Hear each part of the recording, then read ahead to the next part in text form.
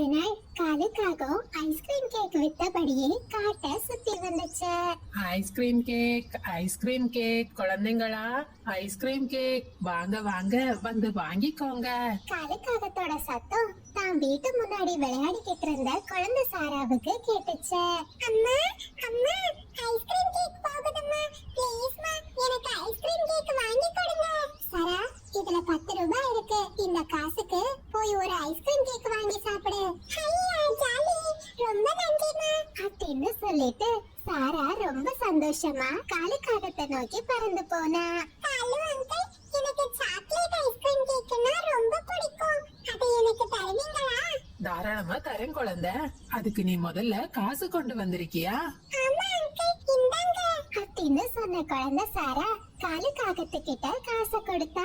குழந்தை, என்ன இது 10 ரூபாய் கொண்டு வந்திருக்க? 10 ரூபாய்க்கு எல்லாம் ஐஸ்கிரீம் கேக் கிடைக்காது. உங்க அம்மா கிட்ட போய் 20 ரூபாய் இன்னும் அதிகமா வாங்கிட்டு வா. காலு மாமா, நீங்க இங்கே இருந்துக்கோங்க, நான் சீக்கிரம் எங்க அம்மா கிட்ட இருந்து காசு வாங்கிட்டு வரேன். சரி சரி, நான் இங்கேதான் இருப்பேன், நீ சீக்கிரம் போயிட்டு வா. உடனே சாராவோ ரொம்ப வேகமா தான் வீட்டை நோக்கி பறந்து போனா. அம்மா அம்மா, 10 ரூபாய்க்கெல்லாம் ஐஸ்கிரீம் கேக் கிடைக்காதா? காலு மாமா இன்னும் 20 ரூபாய் வாங்கிட்டு வர சொன்னாரு. சாரா, நீ என்ன சொல்ற? சந்தையில ஒரு ஐஸ்கிரீம் கேக்கோட விலை 10 ரூபாய் தாமா? இல்லம்மா, என்கிட்ட காலு மாமா இப்படிதான் சொன்னாரு. சரி வா, நானே அந்த காகத்துக்கிட்ட கேக்குறேன் அப்படின்னு சொன்ன மீனுக்குருவி தான் குழந்தைய கூட்டிக்கிட்டு காகம் இருக்கிற இடத்தை நோக்கி பறந்து போச்சு. காலுவனே, சந்தையில ஒரு ஐஸ்கிரீம் கேக்கோட விலை 10 ரூபாய் தானே? ஆமா, இப்ப யாரு இல்லன்னு சொன்னா? அப்புறம் நீங்க எதுக்காக சாரா கிட்ட 20 ரூபாய் வாங்கிட்டு வர சொன்னீங்க? ஹே மீனு, உன் பொண்ணு என்கிட்ட வந்து ஐஸ்கிரீம் கேக் வேணும்னு கேட்டா. நான் காசு இருக்கான்னு கேட்டதுக்கு இல்லன்னு சொன்னா. அதான் உங்க அம்மா கிட்ட போய் காசு வாங்கிட்டு வான்னு அனுப்பி வச்சேன். அம்மா, இல்லம்மா, காலு மாமா போய் சொல்றாரு. நான் காலு மாமா கிட்ட 10 ரூபாய் கொடுத்தேன். உன் பொண்ணு வர்ற வழியில காசை எங்கேயாச்சும் களைஞ்சிருப்பா. இப்ப இங்க வந்து கதை சொல்லிக்கிட்டு இருக்கா. என் வியாபாரத்தை கெடுக்காதீங்க அப்படின்னு சொல்லிட்டு காலுக்காக மறுபடியும் தன்னோட ஐஸ்கிரீம் கேக் கூட எடுத்துக்கிட்டு அங்கிருந்து பறந்து போயிடுச்சு. அம்மா, என்ன நம்புங்கம்மா, நான் காலு மாமா கிட்ட 10 ரூபாய் கொடுத்தேன். காலு மாமா போய் சொல்றாருமா. சாரா, அழாத, அம்மா உன்னை நம்புற. அந்த காகத்துக்கு கூடிய சீக்கிரம் நல்ல தண்டனை கிடைக்கும் அப்படின்னு சொன்ன மீனுக்குருவி தான் பொண்ணை சமாதானப்படுத்தி தன்னோட வீட்டுக்கு கூட்டிட்டு வந்துச்சு. காலுக்காக மறுபடியும் ஐஸ்கிரீம் கேக் வித்தபடியே புறாவோட வீட்டை கடந்து போச்சு. அப்பா அப்பா, ஐஸ்கிரீம் கேக் போகுதுப்பா, ப்ளீஸ்ப்பா எனக்கு ஐஸ்கிரீம் கேக் வாங்கி தாங்க. டேய் கிக்கி, என்கிட்ட சில்லறை இல்லடா. 100 ரூபாயா இருக்கு. 2 ஐஸ்கிரீம் கேக்க வாங்கிக்கிட்டு மீதி 80 ரூபாய வீட்டுக்கு கொண்டு வா, சரியா? சரிப்பா, நான் போயிட்டு சீக்கிரம் வந்துடுறேன் அப்படின்னு சொன்ன குழந்தை கிக்கி தான் அப்பா கிட்ட இருந்து 100 ரூபாய வாங்கிட்டு வேகமா காலுக்காகத்தை பின்தொடர ஆரம்பிச்சது. காலு மாமா, காலு மாமா இருங்க, எனக்கு ஐஸ்கிரீம் கேக் வேணும். என்ன கிக்கி, ஐஸ்கிரீம் கேக் வேணுமா? ஆமா காலு மாமா, எனக்கு 2 ஐஸ்கிரீம் கேக் வேணும். சரி சரி, கையில எவ்வளவு காசு வச்சிருக்க? என்கிட்ட 100 ரூபாய் இருக்கு. எங்க அப்பா 2 ஐஸ்கிரீம் கேக் வாங்கிட்டு மீதி 80 ரூபாய கொண்டு வர சொன்னாரு. சரி சரி, முதல்ல உன்கிட்ட இருக்கிற காசை கொடு. குழந்தை கிக்கியும் காலுக்காகத்துக்கிட்ட 100 ரூபாய கொடுத்துச்சு. காலுக்காகமும் கிக்கிக்கு ஒரு ஐஸ்கிரீம் கேக்க கொடுத்துச்சு. காலு மாமா, சீக்கிரம் மீதி காசு கொடுங்க, நான் வீட்டுக்கு போகணும். என்ன மீதி காசா? நீ கொடுத்த ரூபாய்க்கு இந்த ஒரு ஐஸ்கிரீம் கேக் தான் உனக்கு கிடைக்கும் அப்படின்னு சொல்லிட்டு காலுக்காக தன்னோட ஐஸ்கிரீம் கேக் கூட எடுத்துக்கிட்டு அங்கிருந்து பறந்து போயிடுச்சு. காலு மாமா, தயவு செஞ்சு என்னோட காசை கொடுத்துட்டு போங்க, வீட்டுக்கு போனா எங்க அப்பா திட்டுவாரு. காலு மாமா. அந்த சமயத்துல மீனுக்குருவியோட பொண்ணு சாரா கிக்கியோட வீட்டுக்கு விளையாடுறதுக்காக பறந்து போனா. நீ கிக்கி, நீ இங்க உட்கார்ந்து எதுக்காக அழுதுகிட்டு இருக்க? சாரா இப்படி கேட்டதுமே கிக்கி நடந்த எல்லா விஷயத்தையும் சாரா கிட்ட சொன்னான். கிக்கி, காலு மாமா உன்னையும் ஏமாத்திட்டாரா? இன்னைக்கு காலையில என்னையும் ஏமாத்திட்டாரு. என்கிட்ட இருந்து 10 ரூபாய வாங்கிட்டு இல்லன்னு சொல்லிட்டாரு. காலு மாமா ரொம்ப மோசம், அவரு ரொம்ப கெட்டவரு.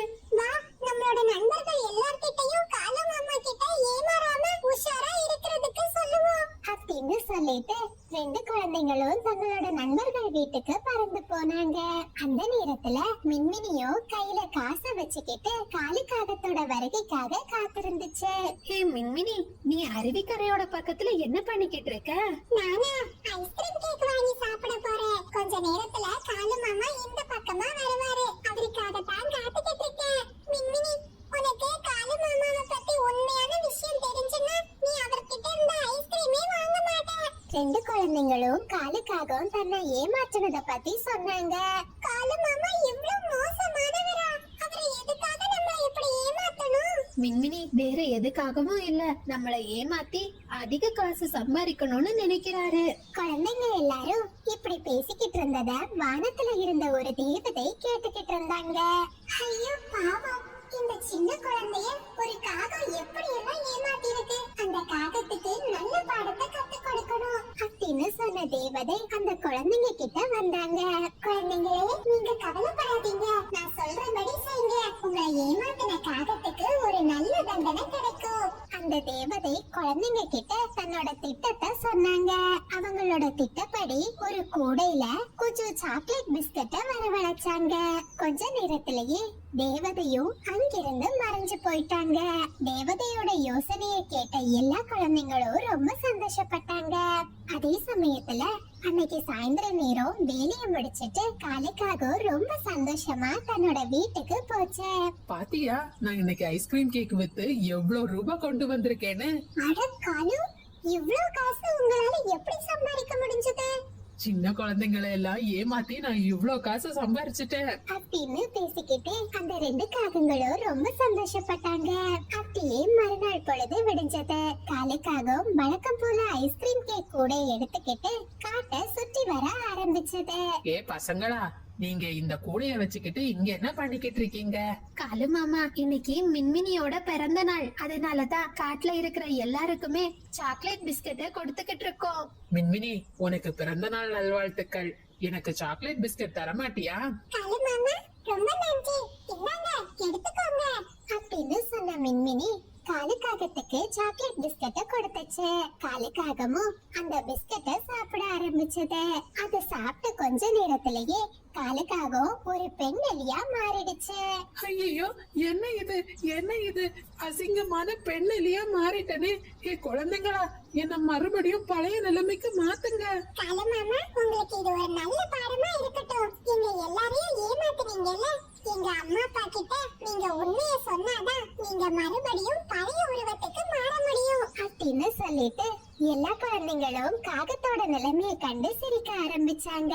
வேற வழி இல்லாத காலுக்காகவும் எல்லா குழந்தைங்களோட அம்மா கிட்டயும் போய் உண்மைய சொல்லுச்சு. காலுக்காக உண்மையை சொல்லி முடிச்சதுமே அது மறுபடியும் தன்னோட பழைய நிலைமைக்கு மாறிடுச்சு. காலுவண்ணா, இப்ப வச்சும் புரிஞ்சுக்கிட்டீங்களா? நாம அடுத்தவங்களை ஏமாத்தணும்னு நினைச்சா நமக்கு தான் மிகப்பெரிய ஏமாற்றம் காத்துக்கிட்டு இருக்கோம். மீனு, எனக்கு ரொம்ப நல்லா புரிஞ்சது. இனிமே நான் வாழ்க்கையில என்னைக்குமே ஏமாத்தி சம்பாதிக்கணும்னு நினைக்கவே மாட்டேன் அப்படின்னு சொன்ன காலுக்காக மனம் திரும்பி அன்னையில இருந்து நேர்மையான முறையில வேலை செய்ய ஆரம்பிச்சது. புதையிலும் திருட்டுக்காகமும் அது ஒரு அழகான காலை பொழுது. அந்த சமயத்துல ராணிக்காக ஐஸ்கிரீம் விற்றபடியே காட்டை சுத்தி வந்துச்சு. ஐஸ்கிரீம் வாங்கிக்கோங்க, ஐஸ்கிரீம், சுவையான ஐஸ்கிரீம், வெயில் காலத்துக்கு ஏத்த குளு குளு ஐஸ்கிரீம் வாங்கிக்கோங்க. அம்மா அம்மா, ஐஸ்கிரீம் வருதும்மா, எனக்கு ப்ளீஸ் ஐஸ்கிரீம் வாங்கி தாங்கம்மா. சரி சாரா, சீக்கிரம் வெளியே போய் அந்த ஐஸ்கிரீம் ஆண்டியை நிக்க சொல்லு, நான் வீட்ல இருந்து காசு எடுத்துட்டு வரேன். ஆண்டி ஆண்டி, எனக்கு ஐஸ்கிரீம் வேணும், இங்க வாங்க. குழந்தை, உனக்கு என்ன ஐஸ்கிரீம்மா வேணும்? என்கிட்ட நிறைய ஐஸ்கிரீம் இருக்கு. சாக்லேட், ஸ்ட்ராபெரி, வெண்ணிலா. இருங்க ஆண்டி, எங்க அம்மா இப்ப காசு எடுத்துட்டு வந்துருவாங்க. உங்ககிட்ட ஒரு ஐஸ்கிரீம் எவ்வளவு ரூபாய்? குருவி, நான் சின்ன பசங்களுக்காக ரொம்ப குறைவான விலையில தான் ஐஸ்கிரீம் விக்கிறேன். என்கிட்ட ஒரு ஐஸ்கிரீமோட விலை வெறும் 5 ரூபாய் தான். 5 ரூபாய் தானா? உங்ககிட்ட ஐஸ்கிரீமோட விலை ரொம்ப குறைவா இருக்கு. மீனுக்குருவி ராணிக்காகத்துக்கிட்ட காசை கொடுத்துச்சு. ராணிக்காகமும் ஐஸ்கிரீம மீனுக்குருவி கிட்ட கொடுத்துச்சு. குருவி, உனக்கு ஒரு விஷயம் தெரியுமா? எங்க காட்டுல வர வர இப்ப திருடங்களோட தொல்லை ரொம்ப அதிகமாகிடுச்சு. நேற்றுக்கு ஏன் வீட்லயும் திருடன் வந்தான். ஐயோ, அப்புறம் என்னாச்சு? நல்ல வேளை குருவி, என்னோட வளையல், நெக்லஸ் எல்லாம் நான் வீட்டோட மேற்கூரையில மறைச்சு வச்சிருந்தேன். நீங்களும் ரொம்ப பத்திரமா இருந்துக்கோங்க. நீங்க உங்ககிட்ட இருக்கிற நகைகள் எல்லாம் எங்க வச்சிருக்கீங்க?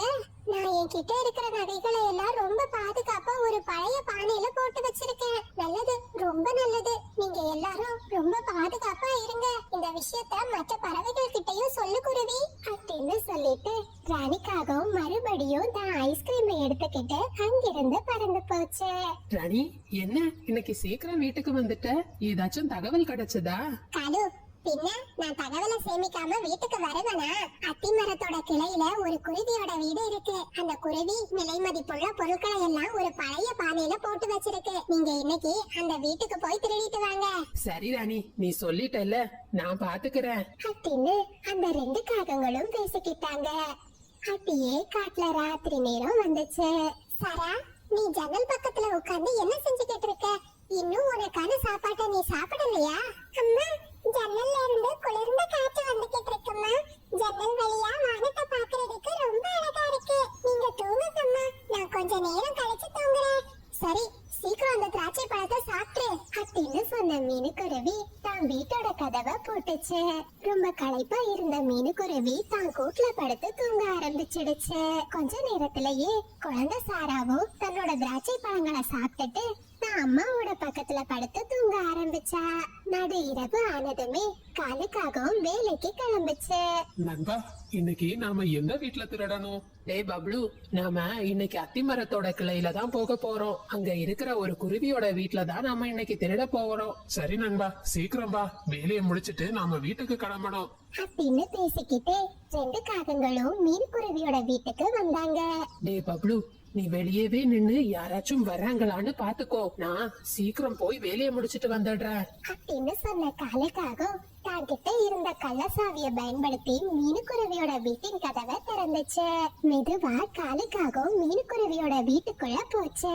அந்த சமயத்துல அந்த பக்கமா புறா பறந்து வந்துச்சு. ஏ காகமே, நீ இங்க என்ன பண்ணிக்கிட்டு இருக்க? ஆமா, இந்த காட்டுல நான் உன்னை பார்த்ததே இல்லையே. நீ இந்த காட்டுக்கு புதுசா? என் குழந்தைக்கு ரொம்ப காது வலியா இருக்கு. இந்த காட்டுல இருக்கிற ஜம்ஜமோட வீட்டை தான் நான் தேடி வந்தேன். இது ஜம்ஜம்மோட வீடு கிடையாதுப்பா, இது ஒரு குருவியோட வீடு. ஜம்ஜம்மோட வீடு அருவிக்கரையோட பக்கத்துல இருக்கு. அப்படின்னா நான் வீடு மாறி வந்துட்டேன். சரிண்ணா, நான் இப்பவே அங்க கிளம்புறேன் அப்படின்னு சொல்லிட்டு பப்ளுக்காகவும் அங்கிருந்து பறந்துச்சு. உடனே புறாவும் தான் வீட்டை நோக்கி பறந்து போச்சு. புறா ரொம்ப தூரமா போனதை பார்த்த பப்ளுக்காகவும் மறுபடியும் மீனுக்குருவியோட வீட்டு முன்னாடி வந்துச்சு. அந்த சமயத்துல காலுக்காகமும் மீனுக்குருவியோட வீட்டுல இருந்த நகையை எல்லாம் திருடிக்கிட்டு வீட்டோட வெளியே வந்துச்சு. 2 காகங்களும் அங்கிருந்து பறந்து தங்களோட காட்டுக்கு போனாங்க. வீட்டுக்கு வந்த 2 காகங்களும் அவங்க திருடிட்டு வந்த பொருட்களை பங்கு போட ஆரம்பிச்சாங்க. இந்த மூட்டையில 2 வளையல் இருக்கு. அந்த 2 வளையலும் எனக்கு சொந்தம், சரியா? ராணி அக்கா, 2 வளையலையும் உங்ககிட்ட கொடுத்துக்கிட்டா அப்ப எங்களோட பங்கு குறைவாதான் வரும். நான் மட்டும் தகவல் சொல்லலைன்னா உங்களுக்கு இதெல்லாம் கிடைச்சிருக்காது. நான் தான் நிறைய பங்கை எடுப்பேன். சரி சரி, சண்டை போட்டுக்க வேண்டாம். நாம ஒற்றுமையா இருந்தாதான் நமக்கு பலம். அப்படியே மறுநாள் பொழுது விடிஞ்சது. மீனுக்குருவி தான் வீட்டுல இருந்த பானை உடைஞ்சிருக்கிறத பார்த்து ரொம்ப அதிர்ச்சி ஆகிடுச்சு. ஐயோ, நான் கஷ்டப்பட்டு சேமிச்ச என்னோட நகைங்க எல்லாமே போயிடுச்சு. மீனுக்குருவி அழுத சத்தத்தை கேட்ட மற்ற பறவைகள் மீனுவோட வீட்டுக்கு வந்தாங்க. மீனு, என்னாச்சு? எதுக்காக நீ அழுதுகிட்டு இருக்க? என் வீட்டுல இருந்த நகைகளை நேத்துக்கு ராத்திரி யாரோ திருடிட்டு போயிருக்காங்க. என் வீட்டுக்கு நேத்துக்கு திருட வந்திருக்கான். நேத்துக்கு ராத்திரி நான் என் வீட்டுக்கு போகிற வழியில உன் வீட்டு முன்னாடி ஒரு காகம் நிக்கிறத நான் பார்த்தேன். அந்த காகத்துக்கிட்ட நான் விசாரிச்ச நேரம் ஜம்ஜம் வீட்டுக்கு காது வலிக்கான மருந்து வாங்க வந்தேன்னு சொல்லுச்சு. என் வீட்டுக்கு எந்த காகமும் காது வலிக்கான மருந்து வாங்க வரலையே. மீனு, நீ எப்பவாச்சும் உன் நகைகளை எங்க வச்சிருக்கேன்னு யார்கிட்டயாச்சும் சொன்னியா? ஆமா புராணே, நேத்துக்கு ஐஸ்கிரீம் விக்கிறதுக்காக ஒரு காகம் வந்துச்சு. அந்த காகத்துக்கிட்ட தான் நான் சொன்னேன். அப்படின்னா நிச்சயமா அந்த காகங்களோட வேலையா தான் இருக்கும். என்கிட்ட ஒரு அருமையான திட்டம் இருக்கு. நாம அதன்படி செய்தா அந்த திருட்டு காகங்களோட கும்பலை நாம பிடிச்சிடலாம் அப்படின்னு சொல்லிட்டு எல்லா பறவைகளும் ஒன்னா சேர்ந்து ஒரு திட்டத்தை போட்டாங்க. மறுநாள் ராணிக்காகவும் வழக்கம் போல ஐஸ்கிரீம் வித்தபடியே மீனுக்குருவியோட காட்டுக்கு வந்துச்சு. ஐஸ்கிரீம், ஐஸ்கிரீம், இங்க வாங்க, எனக்கு ஐஸ்கிரீம் வேணும். கிளியே, நேத்துக்கு உங்களோட காட்டுல ஏதோ ஒரு குருவியோட வீட்ல திருட்டு போயிடுச்சுன்னு நான் கேள்விப்பட்டேன். உண்மையா? ஆமா, மீனுக்குருவியோட வீட்ல தான் திருட்டு போயிடுச்சு. இது ரொம்ப மோசம். நான் என்னோட நகைகளை எல்லாம் பத்திரமா கூரை மேல வச்சிருக்கேன். ஆமா காகமே, நானும் என்னோட நகைகளை எல்லாம் பத்திரமா பீரோக்குள்ள வச்சிருக்கேன். சரி இந்தாங்க அப்படின்னு சொல்லிட்டு ராணிக்காக ஐஸ்கிரீம கொடுத்துட்டு அங்கிருந்து பறந்து போச்சு. அப்படியே ராத்திரி நேரம் வந்துச்சு. ராணிக்காகவும் நகை இருக்கிற இடத்த காலுக்காகத்துக்கிட்ட சொல்லுச்சு. பிறகு வழக்கம் போல காலுக்காகமும் பபுளுக்காகவும் கிளியோட வீட்டுக்கு வந்தாங்க. டேய் பப்ளு, வீட்டோட கதவு திறந்து தாண்டா இருக்கு. வா, நாம 2 பேரும் உள்ள போய் சீக்கிரம் நகையை எடுத்துட்டு வந்துடலாம். நான் வெளியவே நிக்கிறேன், நீ உள்ள போ. டேய், அந்த கிளி நகைகளை எல்லாம் பீரோக்குள்ள வச்சிருக்கான். நாம 2 பேரும் சேர்ந்தாதான் பீரோவை திறக்க முடியும். வா. 2 காகங்களும் இப்படி பேசிக்கிட்டு இருந்தத மரக்கிளையில ஒளிஞ்சிருந்த பறவைகள் கேட்டுக்கிட்டு இருந்தாங்க. காலுக்காகமும் பபுளுக்காகமும் மெதுவா வீட்டுக்குள்ள போனாங்க. அந்த சமயத்தை பயன்படுத்திக்கிட்ட எல்லா பறவைகளும் வீட்டுக்குள்ள வந்தாங்க. உங்களால தப்பிக்கவே முடியாது. பறவைகளும் ஒண்ணா சேர்ந்து அந்த 2 காகங்களையும் நல்லா அடிச்சாங்க. போலீஸ வர சொல்லி அந்த காக்கை கும்பலை பிடிச்சு ஜெயிலையும் போட்டுட்டாங்க. போலீஸும் அந்த காகங்கள் கிட்ட இருந்த திருட்டு நகைகளை வாங்கி மறுபடியும் மீனுக்குருவி கிட்ட ஒப்படைச்சாங்க. பசங்களா, இந்த கதையில இருந்து நாம என்ன கத்துக்கலாம்னா, பல நாள் திருடன் நிச்சயம் ஒரு நாள் பிடிபடுவான்.